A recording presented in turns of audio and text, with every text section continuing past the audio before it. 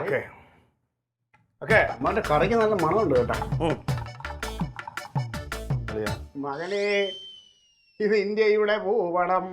ഇത് എന്തോന്നല്ലേ, ഇത് മാപ്പ് ഉണ്ടാക്കണം നീ. നീ പരത്തി ശരിയായില്ലേ? പിന്നെ കുറച്ച് എണ്ണ എടുത്താണ് അങ്ങോട്ട്. ഒവ്വ, എണ്ണയുടെ കുഴപ്പമൊന്നുമല്ല. നിനക്ക് സത്യത്തിൽ നീ അടുക്കള കയറിയിട്ടുണ്ടാണ്. ഞാൻ പറഞ്ഞ ജോലി കൃത്യമായിട്ട് വേണ്ട. നീ അത് മാറ്റി അല്ലല്ല, ഇത് എളുപ്പ പണി ഉണ്ടായിരുന്നു. ഓ ഇങ്ങനെ ആക്കിയിട്ട് പിന്നെ ഇനി നമ്മളിങ്ങനെ നീ ചാണാൻ പൊഴിയണം. കറി തിളച്ചടാ. കറി തിളച്ച് അവിടെ പോയിരുന്നു. രണ്ട് രമ്പയും കൂടി ഇടാം. ഇനിയിപ്പോ രമ്പയെ പോയി കൊണ്ടുവരണമെങ്കിൽ പക്ഷേ തമിഴ്നാട്ടിൽ പോകണം. നല്ല അസല് മണം. അമ്മാവൻ പുറത്തൊന്നും ഇറങ്ങരുത്. ബംഗാളികൾ കണ്ടാ പൊക്കിക്കൊണ്ടുപോയി പൊട്ടറ്റ കറി വെക്കാനായിട്ട്. കിഴങ്ങ് കറിക്ക് വെക്കാൻ വേണ്ടി ഒരു കിഴങ്ങ്. ജലദോഷോ? 10 മണിക്കാ കുട്ടികൾക്ക് ഭക്ഷണം കൊടുക്കണം. ഓ കുട്ടികളോ അളിയ, അതിന് നോവൂല. നീ അങ്ങോട്ടൊന്ന് അമർത്തി പരത്തണേ. അടുത്തോ ക്യാച്ച്. ഇതിങ്ങനെ പരത്തി വെച്ച പോലെ ചുടണ്ടേ?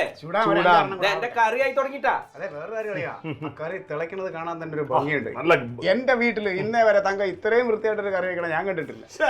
സത്യം. ജമന്തിയാണ് പിന്നെ ഇതൊന്നും അറിഞ്ഞേ കൂടാ. അഴകേശം വെച്ച കറിയാണത്. അതൊരു അഴകുണ്ടല്ലേ. ഇതൊക്കെ എവിടുന്ന് പഠിച്ചു? അതെ, എനിക്ക് സംശയം ഉണ്ട് കേട്ടാ. ഇതൊക്കെ വെക്കാൻ അറിയാമല്ല. ആരെങ്കിലും ആയിട്ട് സൗഹൃദം വല്ലതും ഉണ്ടോ? എനിക്ക് അറിഞ്ഞൂടെ. ഇടയ്ക്കിടയ്ക്ക് മറ്റേ സിനിമയില് ഇന്നസെന്റ് പോകും കണക്കിടയ്ക്ക് മുങ്ങുന്നുണ്ട്. കനക,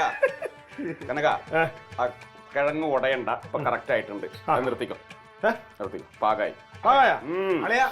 ഇതെല്ലാം കണക്കാണോ? ഉപ്പും മുളകും പൊടി. ഇവിടെ ഒരു ശരിക്കൊരു ഭണ്ടാരി എന്ന് പറഞ്ഞു കഴിഞ്ഞാൽ അതിന്റെ സ്മെല്ല് കണ്ടാ പിടിക്കും. ഭണ്ടാരോ? അല്ലടാ, വെപ്പുകാരൻ, ഭക്ഷണം പാകം ചെയ്യുന്ന ആള്. ഇതിന്റെ മണം കേട്ടാ അറിയാം. അടാ, ഉപ്പ് കറക്റ്റാണ്, മുളക് കറക്റ്റാണ്, എല്ലാം റെഡിയാ.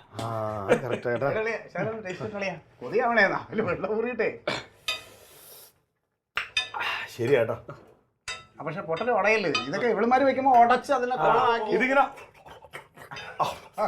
ഇങ്ങനെ കഴിക്കണല്ലേ നമുക്ക്. നോക്ക് എനിക്കൂടെ താടെ. ഞാൻ എപ്പോഴേ ഒരു കൂട്ടി ഒരു ചപ്പാത്തി കഴിക്കാൻ വേണ്ടി.